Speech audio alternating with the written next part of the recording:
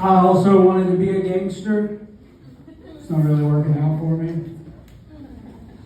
I got a haircut the other day, about a week ago, from a woman going through a pretty painful divorce. I know this because she told me every detail. And I've had this hat on since last Saturday. She told me all of that before she ever really cut my hair, you know? She was like, I think all men should be castrated. How much are we taking off the top again? Like, put the scissors down. Okay? I came in from East Texas. Anybody here from East Texas? Not a lot of us. We're pieces of shit. That's why. Okay? I did drive a long way here, so if you guys don't laugh, I will probably fucking kill myself. I really appreciate that. I'm from East Texas, born and raised. I grew up a little white trash, a little bit out in the country.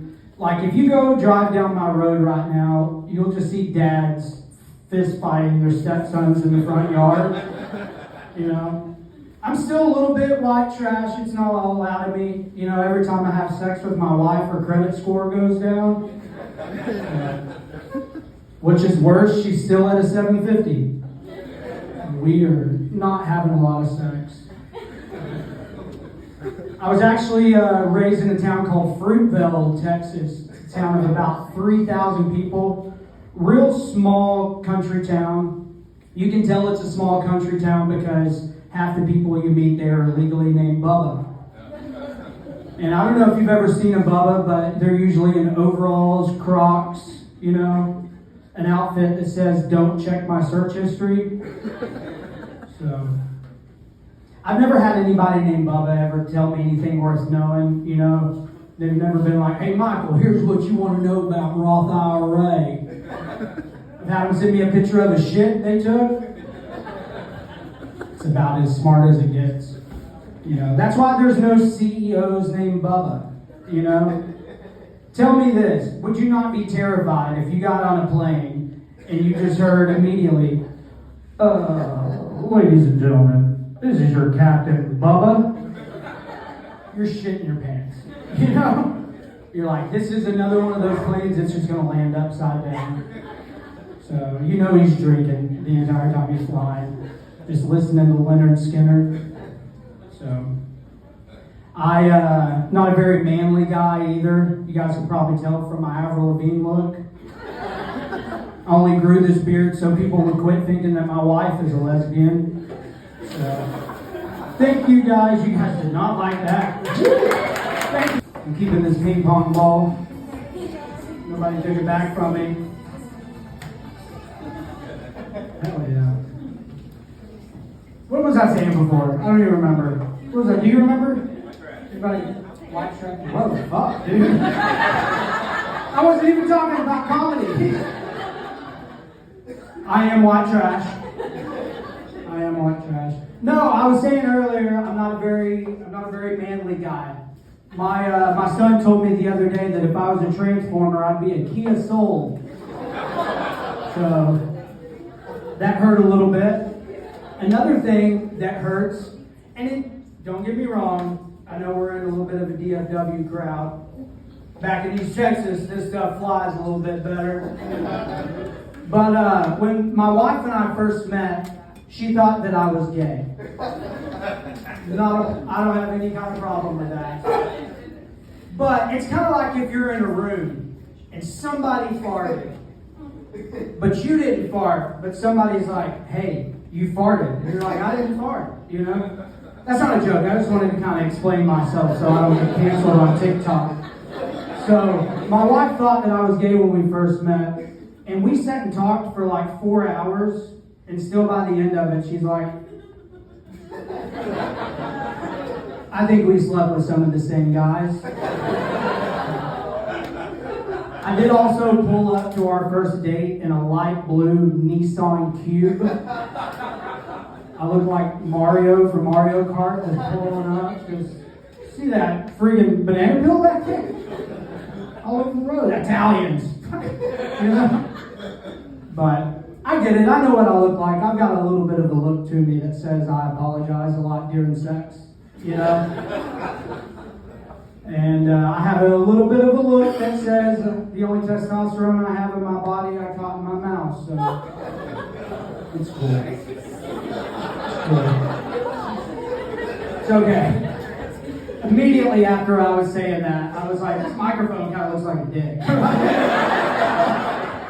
It kind of does. Should I hold it with both hands? What if I just did the rest of the show like this? So comedy, guys. This is great. No, my wife is the man of our house. I'm not the man of our house, which I should be. I was actually in the Marines, which I feel like that should give me an automatic man card to be the man of our house. But I'm not. And it bothers me. My wife has more calluses on her hands. Like, anytime we fool around, I just feel like I'm getting jerked off by a ranch hand. Get on in there, Bubba. But we make it work. We make it work. It's good.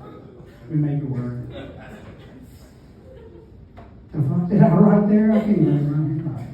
I'll end with this. I will end with this. I really noticed she's the man of our house a couple of months ago when she was sitting in the recliner and she's drinking a beer. And this was during football season and she's watching football. And I'm sitting on a chair folding laundry, so I just looked over and I was like, I feel like we never talk anymore. Anybody in here into dirty talk? Any of you just nasty people into dirty talk? No? No? You're all law-abiding citizens? Christians, I'm guessing? I also do not like the dirty talk. I absolutely hate it. My wife she wants to spice stuff up every once in a while, and she likes dirty talk. I'm not good at it because I don't believe it. You know what I mean? Like, nothing about me says, like, I'm gonna rock your world, you know? Like, I'm not like, oh, I'm so deep. No, I'm not, okay? I've still got arm floaties on, okay? I'm not anywhere near the deep end. So I don't believe it. So I try to do dirty talk, but, like, I try to be honest with it, you know? I'm like, oh, baby, I'm gonna try so hard. You slut. But that's why I don't dirty talk. But I don't know. I don't really dirty talk. It's not a lot of fun for me. Stalling. My wife has never asked me to fuck her harder. That's never been anything she said to me. I think she just knows, like, my limitations, you know? I think she knows that I have one gear. It's neutral. Or reverse if we're feeling nasty, you know? So, she, the other day, a couple weeks ago, allergy season's around, guys, pollen, all kinds of nasty shit everywhere. My wife, when she gets real bad allergies, she loses her voice. And about a week or so ago, she wanted to have sex. And I did it. Applaud. Okay. Right. I tried so hard. And here's the problem, though. When she loses her voice, I just felt like I was having sex with RFK. You know? The entire time she's like, why is it going soft? I'm like, you tell me, okay? Maybe talk to me about, like, health food or something that'll make it go better. I've also never been in a threesome. Anybody been in a threesome? No? God damn. Y'all are boring as shit. Statistically, somebody's been in a threesome this year, okay? 1 in 5. Same statistics as herpes. You pick which side you want to be on. I want to be on the right side of history. So, I've never been in a threesome, and I played the game Twister the other day, and that game is hard enough, but imagine if I had to have sex with both of those guys at the same time. You know what I mean? Twist on the joke. I was playing Twister with 2 dudes. So, I also had to give my son the sex talk. He's 12 years old, and my wife thought I was the most qualified person to do that. I personally felt like I lied on a resume, and it was my first day on the job. They were like, "What'd you say you know about QuickBooks?" I'm like, "Everything. My books are the quickest." But I did. I gave him the sex talk, and it went really good. We had a real sweet father and son moment. We both found out what a clitoris was at the same time. A very sweet moment. Thank you guys so much. My name is Michael, and I am awesome.